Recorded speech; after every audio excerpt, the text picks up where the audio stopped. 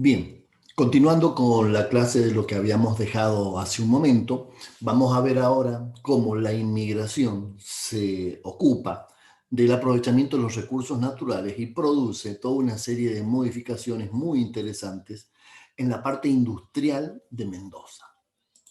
En un primer momento vamos a tocar el tema de una familia. Lo que ustedes están viendo aquí es la familia de don Carlos Fader, ¿m? Es el pintor, es el papá del pintor, ¿m? Fernando Fader, y estos son parte de los otros hermanos. Ella es Celia Boneval, es la segunda esposa de este ingeniero alemán que se radicó en Buenos Aires y después posteriormente en Mendoza. Un poco lo llamativo es que la presencia de Fader en Mendoza es muy, muy significativa. Y si lo observamos desde el punto de vista urbanístico o turístico, digamos que hay nada más que algunas calles que se remiten al pintor, a Fernando Fader. Pero a Carlos Fader, su padre, que fue el que realmente impactó con sus proyectos tecnológicos en la Mendoza del siglo XIX y principios del XX, porque él va a fallecer en 1905, no hay demasiadas referencias.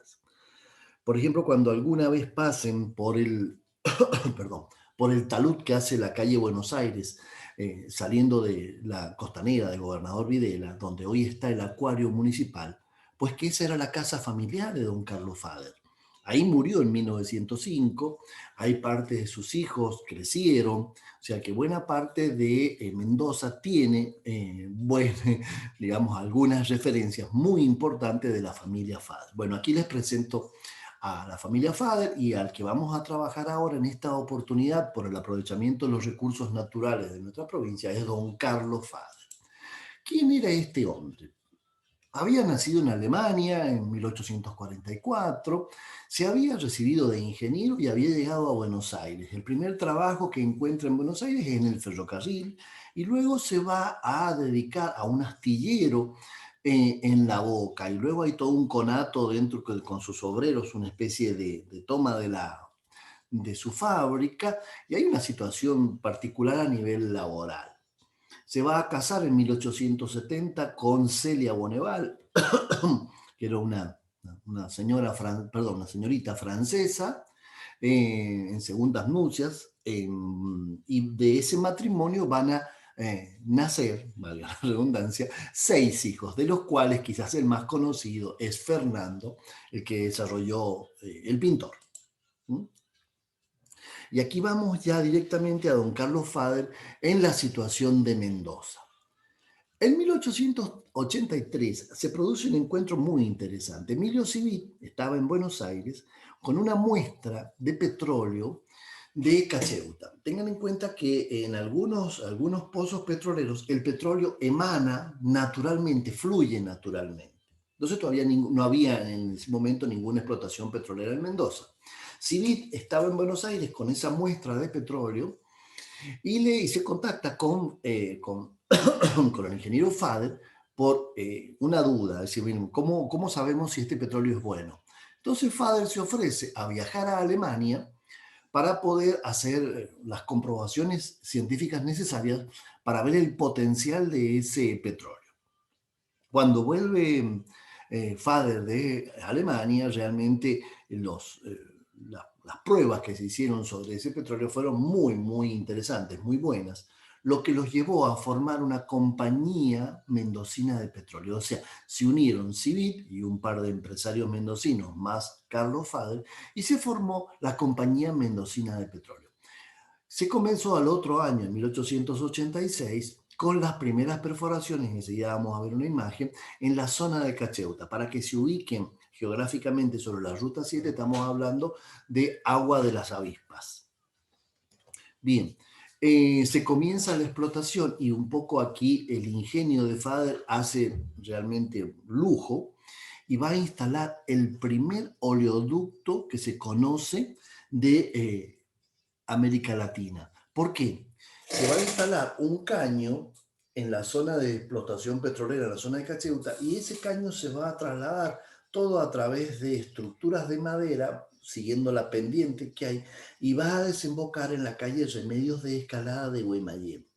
Y ahí, en un gran tacho a cielo abierto, o sea, sin una tapa, estoy diciendo, se depositaba el petróleo que venía directamente por gravitación, ¿m? Por ese oleoducto hacia esta zona. Realmente el emprendimiento que hicieron los Fader en ese aspecto fue realmente, o el ingeniero Carlos Fader, fue realmente muy, muy importante. Con el paso del tiempo, y aquí como esto lo hemos visto en algunas situaciones particulares, los pioneros, las personas que ofrecen algunos elementos renovadores a algunos pueblos, la comunidad de ese pueblo, el grupo dirigencial, le toma alguna situación especial de recelo. Le pasó a Puget, le va a pasar a Fader también. Y entonces, en 1885, eh, la compañía de gas, perdón, la compañía de petróleo se va a, disculpen un segundo, me está sonando el teléfono. Vamos a anularlo, un momentito. Ahí está, disculpen. Entonces, les decía, ¿cuáles fueron los problemas? La compañía de petróleo, una vez que había acumulado todo ese petróleo ahí en la calle Remedios de Escalada, propone Fader al consorcio, dice, compremos una destiladora o un elemento para destilar el petróleo y vender sus derivados. Esa decisión choca con el consorcio que no acepta su propuesta y el consorcio, Fader se sale de la compañía y el consorcio, fíjense la situación particular, le termina vendiendo el petróleo crudo al ferrocarril como combustible. Después, si quieren, lo podemos dialogar, podemos hacer un entrecruzamiento de datos de los miembros de la compañía que no le aprobaron la petición de Fader de procesar, digamos, de destilar ese petróleo. Si uno hace un cruce de nombres con el directorio del ferrocarril, en ese momento administrado por los ingleses, va a ver que los apellidos se cruzan. A ver, ¿qué estoy diciendo en todo esto? Por supuesto que eso es normal, que hayan miembros de una compañía en otra, pero ahí realmente me parece que fue una pena, desde mi punto de vista, una pena no aprovechar el crudo, destilarlo y vender los subproductos, a vender directamente el petróleo crudo al ferrocarril, obteniendo una ganancia menor. Bien, ahí lo dejo para que ustedes después, si quieren, lo podemos discutir. Lo tengo escrito en un artículo. Este tema, perdón, es parte de mi licenciatura, de mi tesis de licenciatura de hace mucho, mucho tiempo, pero lo ha escrito mucho mejor el doctor Díaz Araujo en Los Fader, Empresarios del Infortunio, que es un trabajo muy, muy bueno. Voy a contar una anécdota personal al respecto. Yo trabajé y hice la licenciatura sobre el tema Fader porque me llegó una colección de fotografías muy, muy interesante de todos los emprendimientos industriales de los FADER. Y cuando comencé a armarlo como si fuera un rompecabezas, tuve la suerte de contactarme con el doctor Díaz Araujo, que en ese momento estaba en funciones, había sido profesor mío en Argentina 3, teníamos un cierto temor porque era una persona alta, grandota, muy, muy ceremonioso, pero cuando uno lo conocía era una persona muy, muy agradable.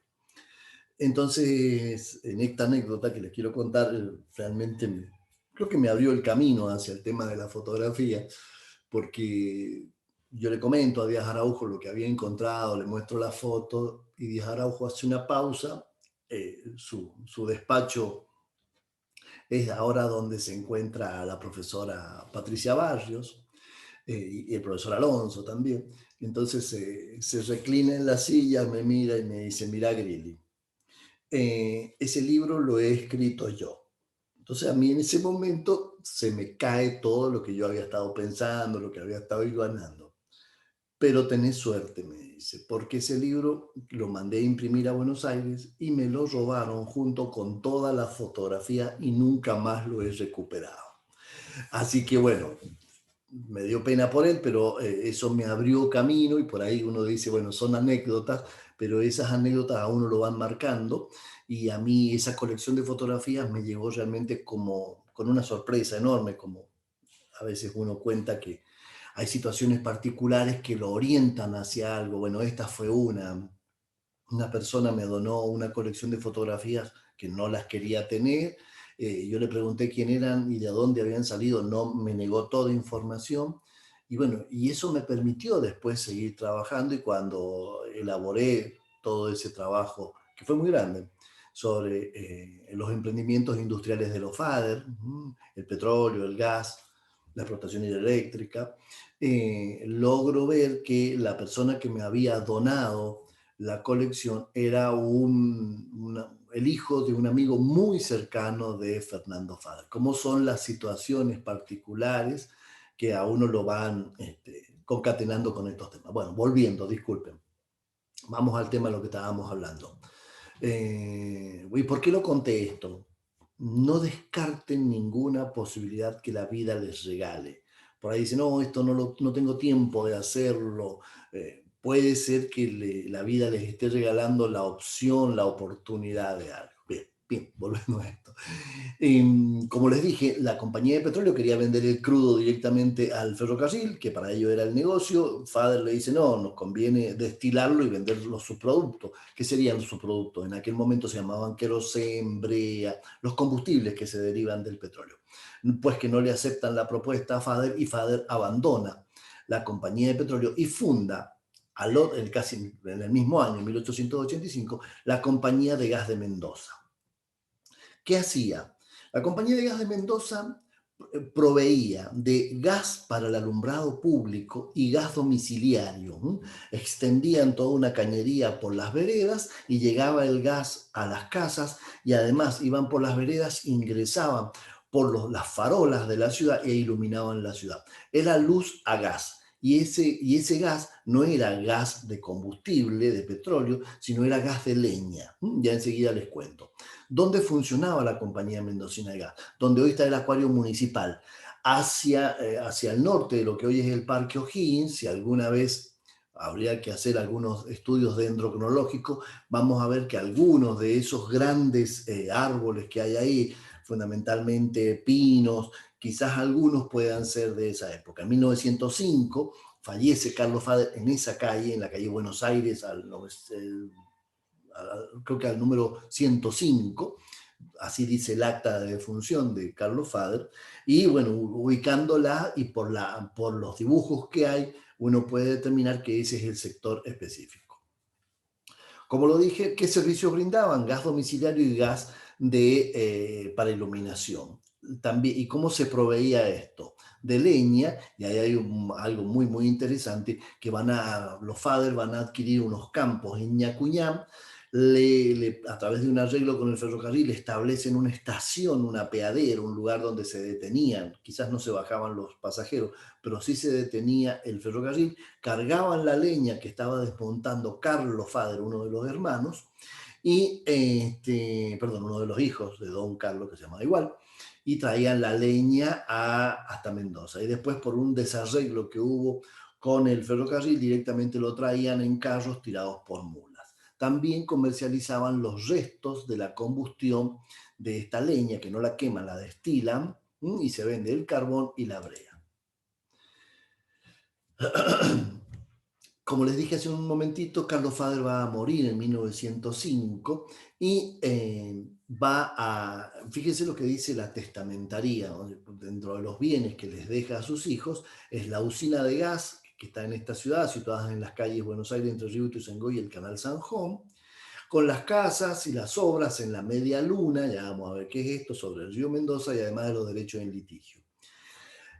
También tenía Carlos Fader como bien económico unas obras en la media luna, que es la media luna es un sector, no es la que está aquí en la cuarta, normalmente que se la denomina, sino era un sector sobre el río Mendoza, entre los kilómetros 185 85 y 87 del ferrocarril trasandino, a la altura, enseguida lo vamos a ver, a la altura del primer túnel que hay sobre la ruta 82, cuando uno va camino a Potrerillos ahora y se encuentra con ese túnel que lo han rehabilitado y después un poquito más adelante se encuentra el dique Potrerillos.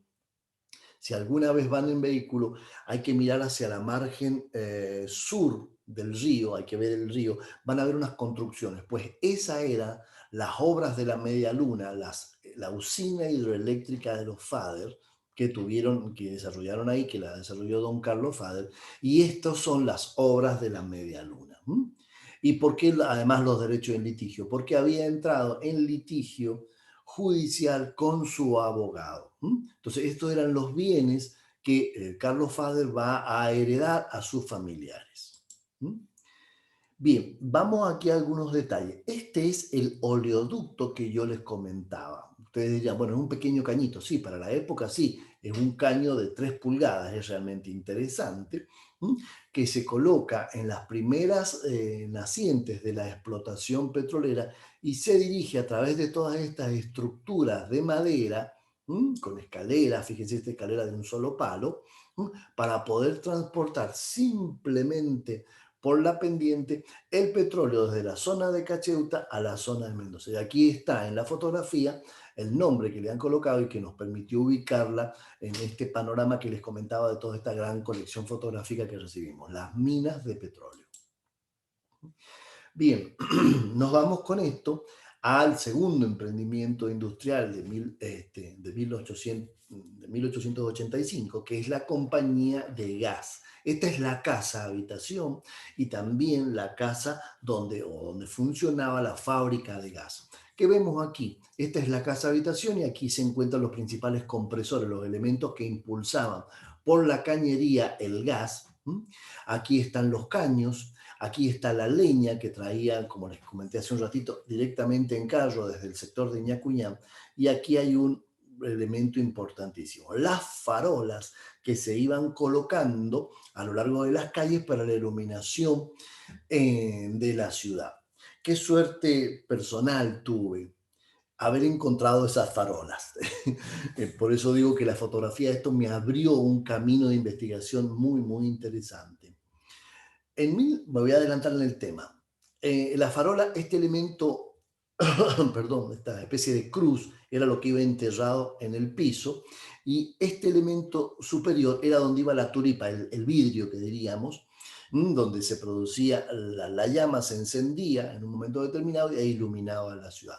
Y en la parte inferior de estas grandes columnas de alumbrado, tiene un hexágono, y en una de las caras de ese hexágono dice Compañía Mendocina de Gas. Pues que las encontré caminando, buscando, y son parte de una estructura, de una institución educativa de Mendoza, y es el sostén de toda una gran galería. Estoy refiriéndome en un primer momento a las galerías, lo voy a hacer desde la actualidad para el pasado. Me refiero a las galerías del Liceo Militar General Espejo. Todas las galerías del sector central, donde está la dirección, la parte del aula le diríamos el Zoom, allá se llama Aula Maffei, el aula general donde se dan las conferencias, la subdirección, todas esas oficinas se encuentran rodeadas por una gran galería que están sostenidas por estas columnas. ¿Y por qué están ahí? El Liceo Militar se estableció en 1948 en ese edificio. Antiguamente, en 1919, se construyó la Escuela Alberdi, que también por una suerte de colección de fotografías que me donaron, he podido hilvanar la historia de esa escuela, que todavía no está en proceso de elaboración. Pero estas columnas sirvieron cuando la compañía Fader se funda en 1914. Evidentemente estas columnas han sido sacadas de la ciudad como las columnas de alumbrado y se han vendido como chatarra. Cuando se estuvo construyendo la escuela Alberdi, en 1919, se ocuparon estos elementos para el sostén de la galería. Bien, ese es el dato un poco que uno lo puede ver hoy en la actualidad. Siguiendo con los emprendimientos industriales de los Fader, aquí les presento un aguafuerte, una pintura hecha en tinta de don Fernando Fader, que está remitiendo a la Compañía de Gas de Mendoza. Y si uno mira, aquí abajito dice, la firma de Fernando Fader dice, la fábrica de gas de Mendoza. A través de fotografías y este cuadro hemos podido hacer una comparación y se puede ver el gantacho que servía de depósito, el galpón donde se destilaba la leña, y el carbón que se comercializaba a los vecinos de Mendoza. Aquí tienen una imagen que muestra a los, está un poco achatada, habría que estirarlo un poquitito, a veces con el PowerPoint se deforman un poco las imágenes. Estos jovencitos, que algunos niñitos diríamos, algunos descalzos y otros con alpargata, ellos eran los niños que durante la mañana y durante la noche prendían y apagaban el sistema de iluminación a gas de Mendoza. ¿Cómo era? Estaba determinado en época de verano, en época de invierno. Vamos a tomar el ejemplo del verano, a eso de las 7 de la tarde, ellos iban y en la parte inferior de esa gran farola que les comenté, abrían el grifo de gas y con esto, que es una especie de vara que tiene un depósito aquí con combustible y una pequeña mecha, lo encendían eso y luego le acercaban este mechero, este encendedor que podríamos decir, a la saliente de gas que estaba en la parte superior de la lámpara y encendían el sistema de iluminación. Ellos eran los que hacían, podríamos decir, los encendedores y apagadores del sistema de iluminación de Mendoza, que funcionó aproximadamente hasta 1905. Bien. Aquí vamos al otro elemento muy importante, el otro emprendimiento industrial. Ya hemos visto el petróleo, ahora vimos el gas y ahora vemos la producción de energía hidroeléctrica. Esto es de una fuente, de un texto, de un libro, realmente muy, muy interesante, que es el álbum Gloriandus, que es un álbum que se hizo en 1910 para rescatar las principales obras de los economistas, de los empresarios, de los bodegueros, que habían desarrollado una especie como de guía de industrias, pero realmente tamaño enorme. La facultad tiene uno, la bodega La Rural tiene otro, la Biblioteca San Martín tiene otro. En nuestro archivo, cuando volvamos a la presencialidad, lo tenemos escaneado totalmente, porque ya son parte de las joyas bibliográficas. Son libros muy grandes, muy antiguos, difíciles de manejar. Entonces lo tenemos todo escaneado. Si alguna vez a alguien le hace falta, está en nuestro archivo. Bien, en esa memoria, en ese texto, hace la referencia a la usina hidroeléctrica. Y fíjense lo que dice el texto. El señor Carlos Fader, padre, porque tenía su hijo que se llama igual, tuvo la idea de terminar un salto de agua dentro de la caja del río con un dique para levantar el agua y con ese agua indicada, producir con turbinas energía hidroeléctrica. Pidió la concesión al gobierno para explotar la fuerza del río y transformarla en energía hidroeléctrica. Esto se produjo en 1887 a través de una ley. Esto está en ese escrito que yo les comenté que en mi tesis de licenciatura. Aquí estamos viendo, él es Fernando Fader. Fíjense que la relación matrimonial de Fernando Fader con Adelita Guiñazú. Hay un dato muy, muy simpático y muy ilustrativo cuando Emiliano Guiñazú, mm, hoy el Museo Casa de Fader Emiliano Guiñazú, era la casa familiar de Emiliano Guiñazú. Ellos vivían 6 meses aquí y 6 meses en Europa. Pasaban el invierno mendocino, lo pasaban en Europa y viceversa. Cuando Emiliano Guiñazú lo contrata a Fader para que decore su casa, como pueden, si alguna vez, cuando volvamos, sacamos de la pandemia, se puede visitar el museo, realmente está la sala de la piscina, hay muchos cuadros, hay partes decoradas directamente en la pared por Fernando Fader. Parece que ahí surgió el conocimiento, la relación con Adelita Guiñazú y se termina casando Fernando Fader con Adelita Guiñazú, madre de 3 hijos de este matrimonio. Y lo que estamos viendo aquí es el lugar donde se instaló la usina hidroeléctrica en la zona de Cacheuta, y estos son los hermanos de la familia Fader, los hermanos de él, que habían heredado todo este elemento. Este es el río Mendoza, el lugar donde se va a determinar interrumpir el cauce a través de un dique y con la fuerza de esa agua conducirla por un canal determinado, y esto para producir energía hidroeléctrica. Este es el canal que se construyó directamente para poder desviar el agua y introducir las turbinas. Y aquí vemos una imagen que nos muestra el río en su cauce antiguo. Este es de parte del libro Loreando que les dije. Estas son las compuertas que se están construyendo, las que acabamos de ver, un gran canal que se va a hacer, y este es el terraplén. Bien, ¿qué se va a hacer? Me vuelvo una para que se pueda entender. Para poder conducir toda esta agua para allá, hay que cerrar este cauce. ¿Cómo hicieron? Pues que volaron todo este cerro. Es una obra de ingeniería fabulosa. Fíjense, ahí lo tienen. El cerro, que se encontraba en la margen norte del río Mendoza, lo van a horadar, cuevear, por decirlo con un término muy cuyano, y les van a colocar toda una serie de, digamos que el cerro dice que, según las fuentes, quedó colocado como en sus patas. Posteriormente, en el río, que estaba al curso abajo, se colocaron redes. Esta foto me costó horrores poderla enganchar en todo ese gran puzzle.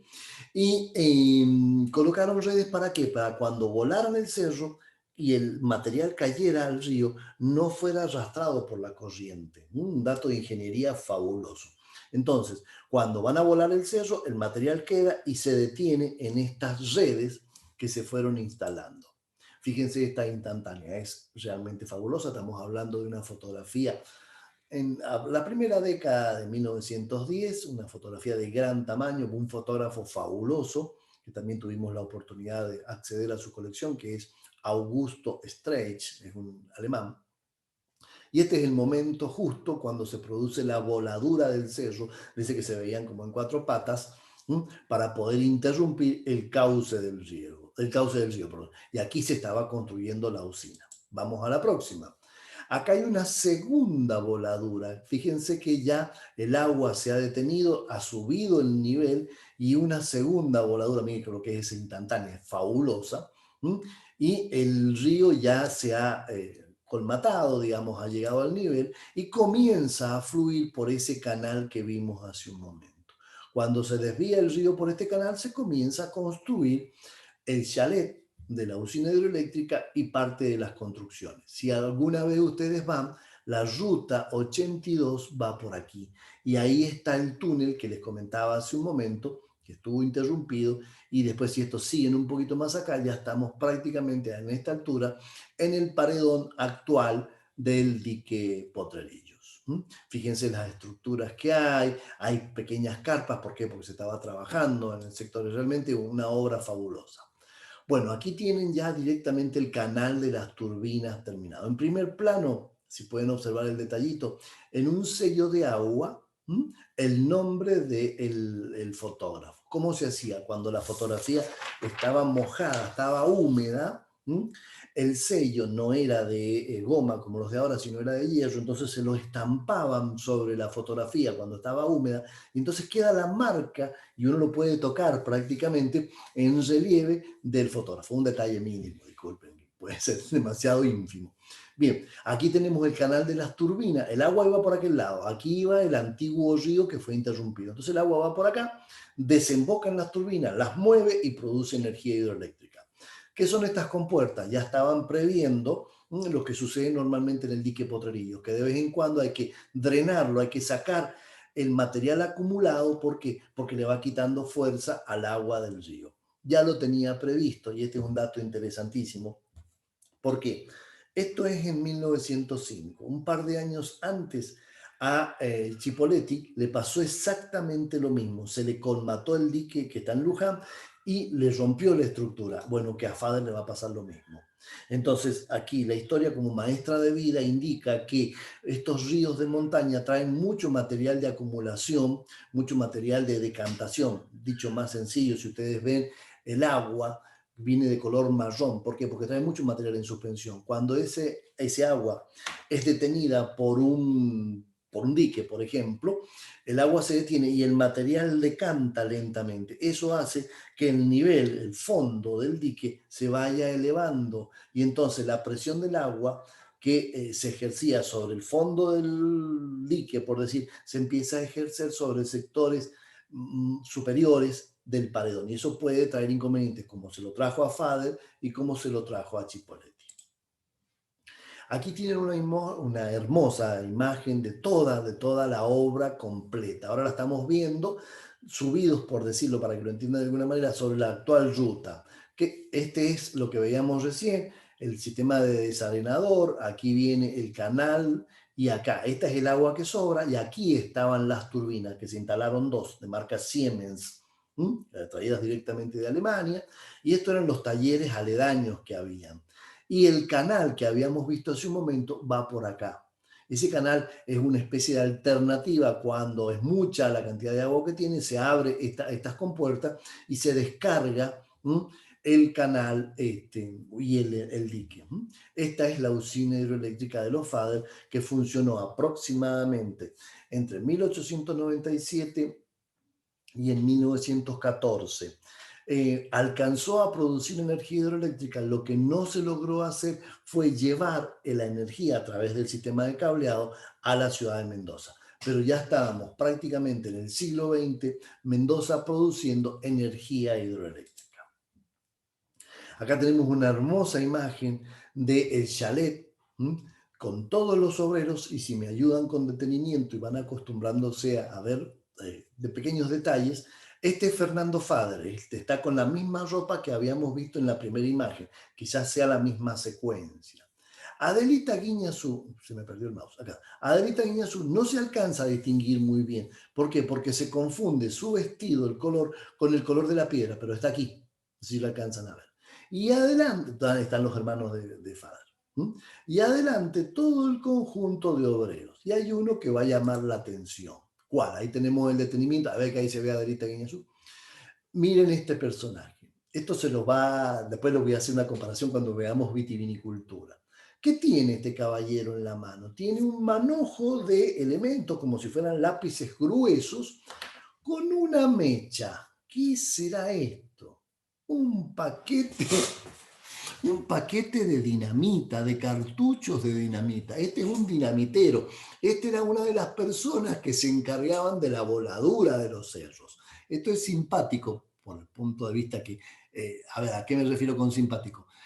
Por el hecho de tener pólvora y no, simplemente porque él está mostrando la actividad que desarrolla. Lo mismo se va a dar en vitivinicultura cuando los cosechadores aparezcan con el racimo o con una botella de vino o un vaso, se están identificando con la actividad que hacen. Un elemento importantísimo para analizarlo a nivel antropológico, fíjense los rostros. Hay muchos que son inmigrantes, algunos criollos, unos ya, no digo viejos, pero sí grandes, unos muy jóvenes.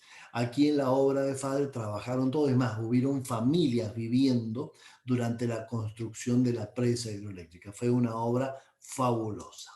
Bien, este es un pequeño detalle para ver el aspecto técnico. Fíjense el tamaño de este hombre, una persona normal, para comparar el tamaño de las compuertas que tenían para desarenar, para sacar el material acumulado por el agua que traía el río Mendoza. O sea que ya tenían una actividad prevista, ya habían sufrido varios avatares con el material, la colmatación, como se llama, del dique. ¿Y por qué se los insisto en esto?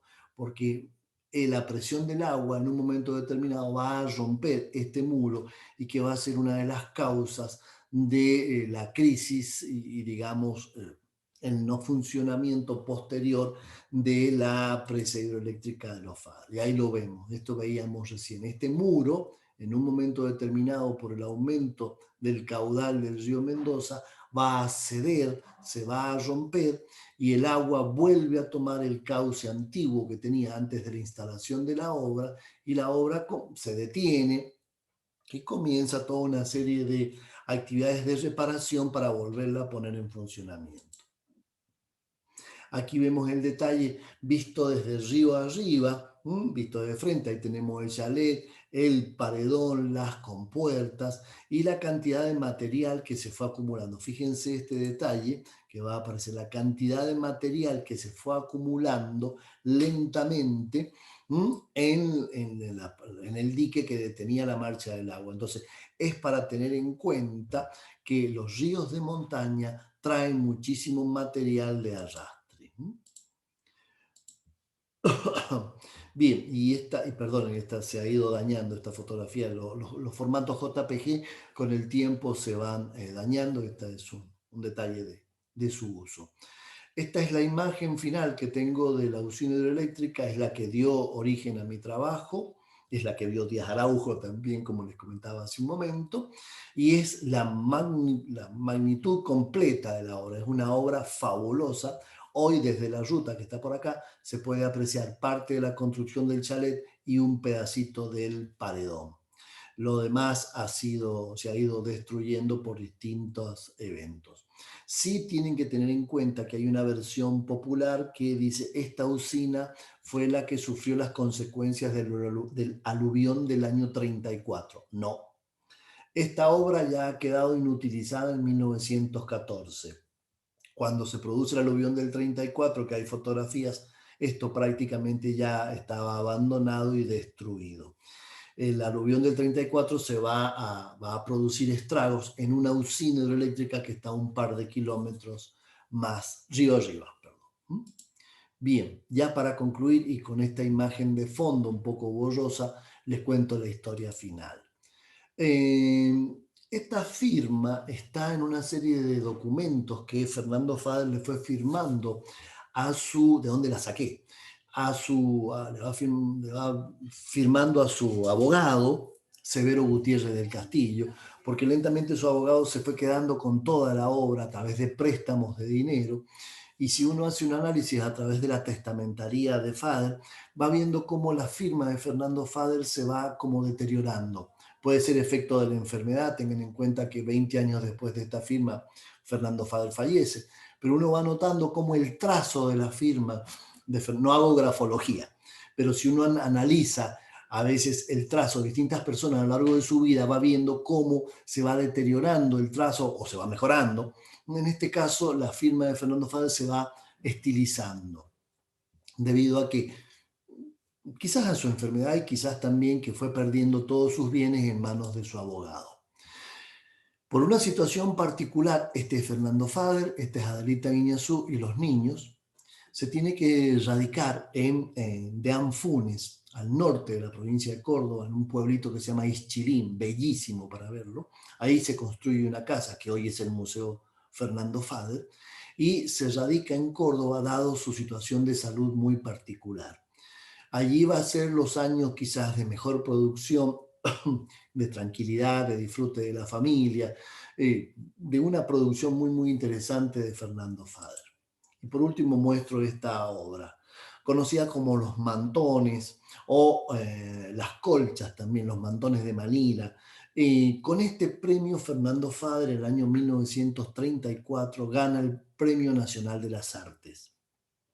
Premio al que no puede acceder, porque era un premio en dinero, porque su abogado ya le tenía todo confiscado, todo dinero que fuese a ganar. Entonces, un poco es triste la historia de Fernando Fabra, al otro año fallece en el año 35, entonces, más allá de, porque puede ser un poco triste la historia al final, disculpen, pero es un poco, bueno, lo que le tocó vivir. ¿Qué hemos visto? Que estos inmigrantes se radicaron en Mendoza, dejaron una impronta interesantísima en el aprovechamiento de recursos naturales, como fue el aprovechamiento del petróleo, de la fuerza motriz del río Mendoza y también la utilización de la madera para producir gas de alumbrado y gas domiciliario. Bueno, les agradezco que me hayan acompañado en esta enorme clase, ha sido muy larga, disculpen, pero el tema es así. Y si uno lo ve por separado, ya han quedado, porque los efectos de la vitivinicultura los vamos a ver en otra clase, pero no los quiero seguir amargando. Un gusto que me acompañen en esta clase. Les deseo, cuídense, por favor, y les deseo un saludo, les doy un saludo enorme y nos volvemos a ver en la próxima clase. Que pasen buenos días, gracias.